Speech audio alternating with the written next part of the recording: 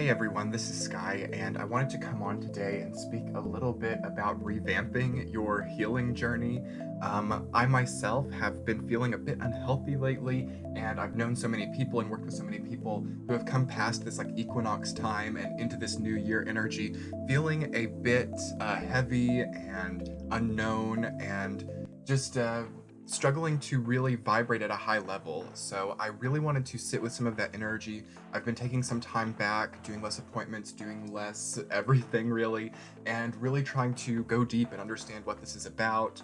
I've learned that I personally have like vitamin D deficiency, and my kidneys are really stressed out because I guess just lots of coffee and lots of stress and lots of work. And I wouldn't have known, I had like blood work done, and I just think there's a lot of things with like the stressful type of paradigm that we're in that can make your body start to be upset, which can obviously reflect itself in your reality spectrum as well. If your body isn't working well, you'll start to attract in people who aren't working well, and vice versa. So I've been really thinking about this for the last few days, and I wanted to come on with some tips that I came to that have really been helping me so far in sort of like revamping your healing journey and, checking back in to see if, the direction that you're going and the actions that you're taking to heal and become a healthier, more high vibrating person are still working or not. First off, though, I wanted to say that this video is possible and here because of my wonderful supporters on Patreon. I've been able to connect with them, and due to their help, I have been able to find more time to really work on this kind of content. So if you haven't checked out my Patreon page, you can click the top right-hand corner. I do ad-free early general readings there. I do free private reading drawings every month. I have an exclusive email service, and I share a lot of outlines and notes and early videos before I put them on YouTube. I hope you'll get the chance to check it out and support me if my content has helped you in some way. So I've basically put together a list of 6 ideas that have really helped me to start to integrate more healthy habits into my life and to start to understand when cycles and patterns have outworn their stay and sort of introduce a more healthy turnover. Because when you're holding on to a lot of old aspects of your life, a lot of worn out people or experiences, it really has an impact on the health of your body, because obviously our bodies need to have like very regular turnover. All of our organs like the liver, the kidneys, the digestive system, the endocrine system, they all need to have a healthy flow and a healthy rhythmic cyclic type of regularity about them. And what can happen when you, in your emotional life, for instance, are not being able to let go or not allowing some regularity, if you're like holding on, dwelling, clinging on to people who are bad for you, it encourages your organs and body to do the same thing, because it's sort of like attracts like type of situation. So yeah, it's important now that we've moved into this new year energy to be able to turn over, because that is like the biggest turnover, like the spring equinox that we had during March 20th. I did a video about that energy, top right hand corner right now. That basically forced a big turnover, and if we're still kind of stuck on the other side of that, it can really lead your health to go all out of sorts. I'm feeling like a lot of dizziness, anxiety from many people, a lot of just unknown brain fog and malaise, and sort of a lot of health issues that are just not quite diagnosable. And I feel that this comes from this really strong pattern of trying really hard to like diagnose the problems in relationships or careers, and not really coming to an answer, or always changing, really wavering on your conclusions. So your body starts to kind of mimic that and starts to be undiagnosable and unknown in many ways. So anyway, I have this list of ideas, and the first concept that I really feel is most important in, getting back in control of this, promoting regularity, is to disconnect. We are so connected and such an ADHD type of society, all of our social media, our technology. It's really hard for your eyes to even stay still. If you notice, like, you're so used to like reading text on phone, you're so used to looking so many ways that it's almost hard to even sit still. It's very important to take a bit of time away. And for some people, that's not possible. A lot of us, like me, have jobs which rely on social media and upkeeping these things. But you have to really get creative with this, as it's not always disconnecting in the way that you think. Some of us get very bored if we don't have like Instagram open or Facebook open, and it's like almost this anxiety, like you have this bit of free time and you're staring off into space and you're like, oh my God, I need to pick up my phone, I need to open Instagram, or I need to open YouTube, or I need to open, whatever. You guys can feel free to stop watching. Well, after this video, preferably, because I feel like there are good tips. But get off of YouTube, get off of Instagram, get off of Facebook, get off of these things for just a little while, especially while we're still in Aries time, and do something physical. Exercise is really important in disconnection as well, because that's obviously helping to regulate the body too. And also take time to disconnect from the past, disconnect from people who are really everybody to an extent. It is sort of like a hermit type of energy, but it's not at the same time. It's just like kind of flirting with that energy, because this isn't about forcing solitude. This isn't about forcing shadow work or learning. In fact, it's quite the opposite. It's not a disconnect and look within and understand like the way that you're a dark person, because I feel this is also connected into why we are functioning at such a low energetic vibration right now. There is a hyper desire to understand what's wrong with yourself, and it's important. It's important to, but I feel like you already understand it. I feel like most people already get it. So let's not like keep poking and prodding at the corpse, of our problems. Be able to disconnect from that and just kind of exist with yourself. Like there's a fear of existence and a fear of just being, really. So get to that space, disconnect from the media, disconnect from the people, and check back in and see like, does this scare me? Does this make me feel uncomfortable? Am I like really wanting to connect? Too much connection without like a self checkup definitely leads to this issue of lack of regulation for sure. And what really becomes the main purpose of this is to understand what actual connections to make. You'll be so surprised once you disconnect. And sometimes illness, for example, forces this, like you kind of forces you to have bed rest and disconnect from things because you don't feel well enough. You'll be surprised what connections you've been denying yourself. Like maybe you've been trapped in a career, or maybe you've been trapped in something that's not right, but when you're functioning at a high level, you are finding it very easy to just continue the cycle because you think that it is productive, although this can be a bit of a deception to yourself. So, really, through disconnecting, understanding what connections need to actually be made in the future. Where do you see yourself actually thriving? What is it that you want to do when you're feeling very ill? Because that is the truth, not like the money that you see yourself making if you negate yourself in this way. It's like, what do you actually want when you're disconnected? You will understand how to really marry yourself, marry the project, and really come into a much higher level of connection through this process of disconnection. So, the second concept that I'm really feeling in this idea of like revamping your healing cycle is accepting the inevitable. We're very connected to, being the underdog, being the superhero, being able to take a situation which has fallen down and raise it from the ashes. This is a very energetically consumptive idea, as most of you know. And for those of you who are here from like my monthly horoscope and tarot readings, this is like obviously a Scorpio archetype. And the thing about Scorpio energy, eighth house energy, it cannot dominate.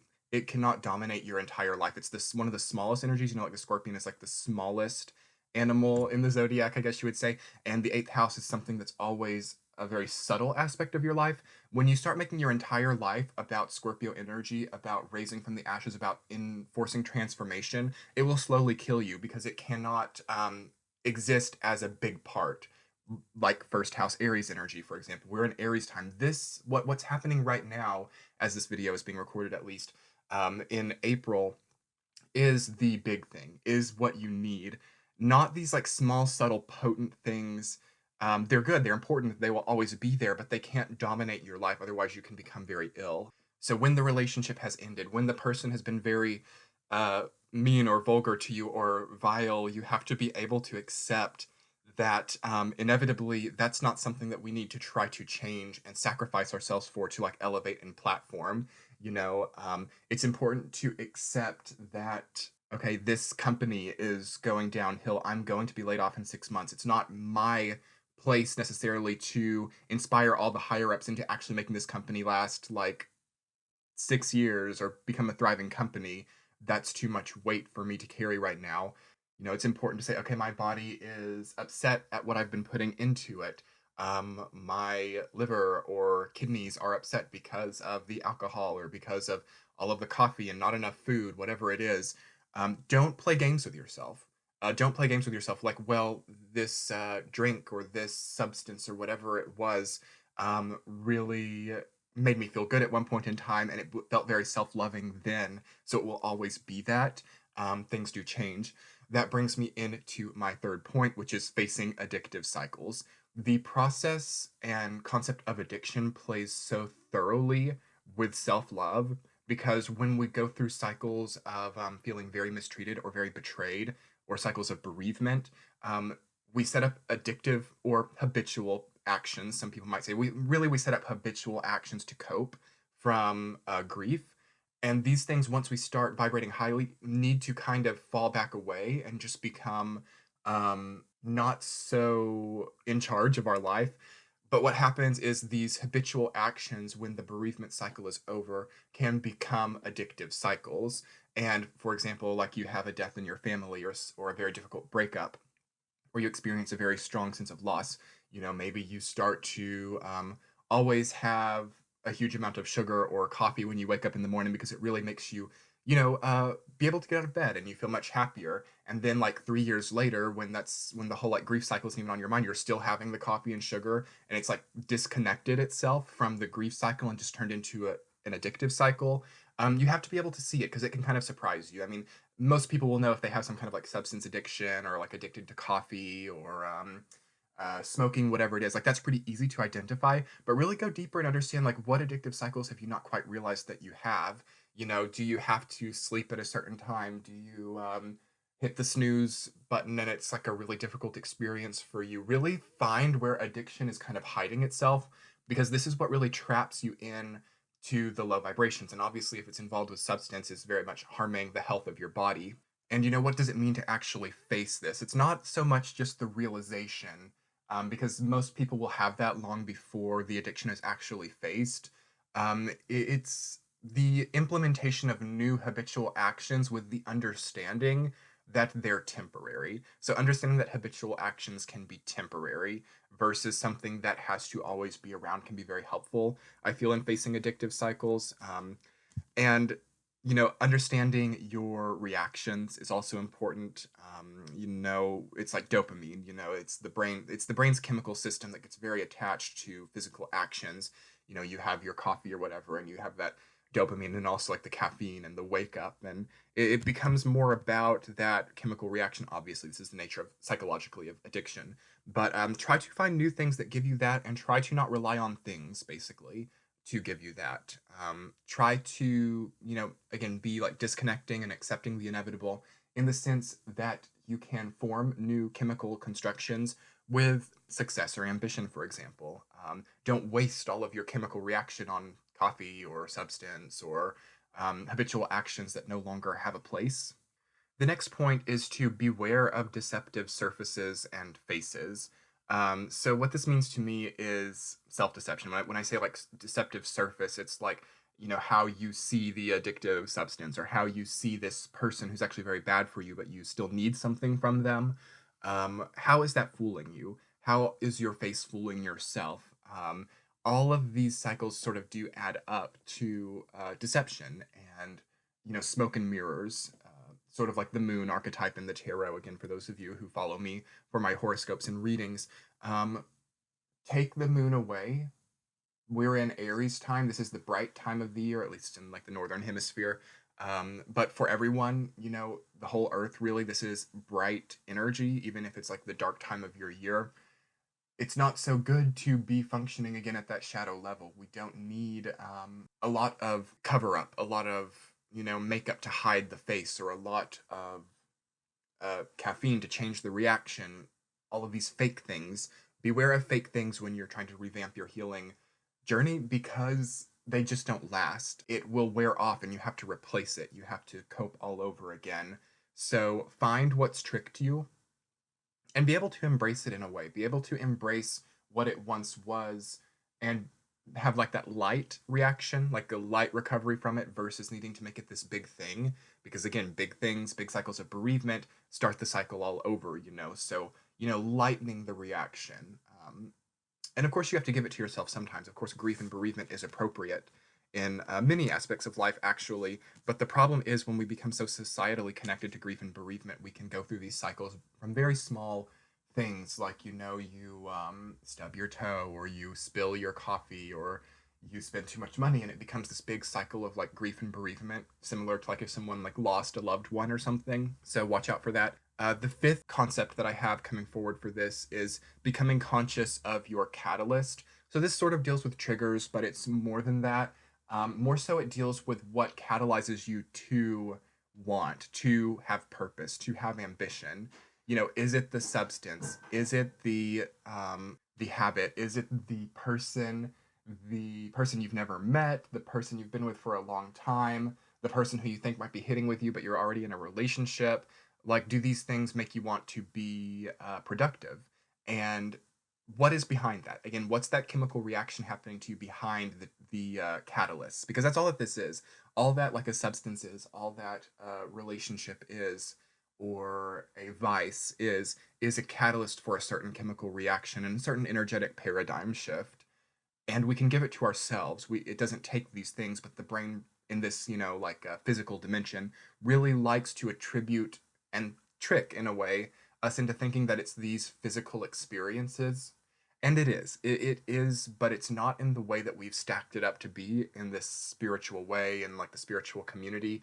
It's important to separate what is your reaction inside and what is causing something from the perspective of like the physical world. And once you really master step number five, and I feel that step number five is probably the most difficult, but also the most rewarding, um, you can really obviously change the vehicle or change the catalyst into what it is that you want to accomplish, your purpose. You can have the incredible business, the incredible novel, the incredible whatever you've wanted to accomplish through understanding the way that you're functioning in a chemical way, but also detracting that energy from these inanimate habitual reactions that are no longer valid. And the sixth concept that I have today is determining what types of actions are no longer self-loving. So this kind of connects the whole entire list together again, because we can really surprise ourselves with this. When we again go through grief and bereavement or difficulty, we set up a lot of actions, as I was saying, which feel self-loving and feel like coping, and these things become addictive or become cycles which prolong the grief experience and prevent purpose and ambition and callings and destiny, whatever you want to call it. It's important to understand, okay, wow, this addiction that I have to exercise that really was good for me to purge out those emotions for about 2 weeks after that happened, that I've now been doing for 3 years. 3 years is really stressing my body out. This is no longer a self-loving action. I need to moderate this more, or this spending habit that I have and always needing to spend my money in this way worked back then when I had that money and I had that relationship and was recovering from it, but it's no longer self-loving anymore. It felt good to cut back so much food and only eat like 500 or 800 calories per day when I went through that difficult health thing, but it couldn't last long, but I've made it last too long and it is no longer self-loving. Really determine what this is, maybe list it out, and like insert here what is no longer self-loving, and you'll be surprised with what you come up with, because there will probably be a few things in your conscious mind which really get pinged by this, but when you really sit down and write it out and think a little bit more about it, you can pull more up from the unconscious stores. Okay, everyone, I really hope that this was enlightening for you. I do feel that there's a seventh step here, but I was only able to channel in 6 of them, so feel free to comment below what you feel the seventh step would be to this type of revamping of a healing journey. I am currently working with this and I have had good results. So this feels like a good like a rinse and repeat type of pattern to go through. It's not good for the long run. I feel by June or July, by like the time that Jupiter goes direct, we should be able to sort of be out of this and almost like forget about this. But it's important to detox here. Jupiter retrograde in Scorpio and all these retrogrades coming up, Saturn, Pluto, Mercury still is as I'm filming this, but it's about to go direct. So much retrograde energy, so we do have to look back at the past a little bit. We do have to look back at where things have gone wrong, but not for too long. And through I think this type of mapping and pattern right now can really cleanse out a lot. So I hope that this was really helpful. And if you guys would like to join my Patreon page, you can click the center of your screen. I do a lot there, as I mentioned at the beginning of the video, and I even have like free content if you don't want to support in a monetary way, but it is so helpful if my content has ever helped you. Anyway, if you're new to my channel, I would so appreciate it if you would subscribe, like, or comment on this video. I do a lot of monthly horoscope and general readings. I also talk about the planets and do kind of random content like this sometimes, so I so appreciate your watching of this video. I'm on Twitter and Instagram, that's in the description box, and we will be talking soon. Much love, bye.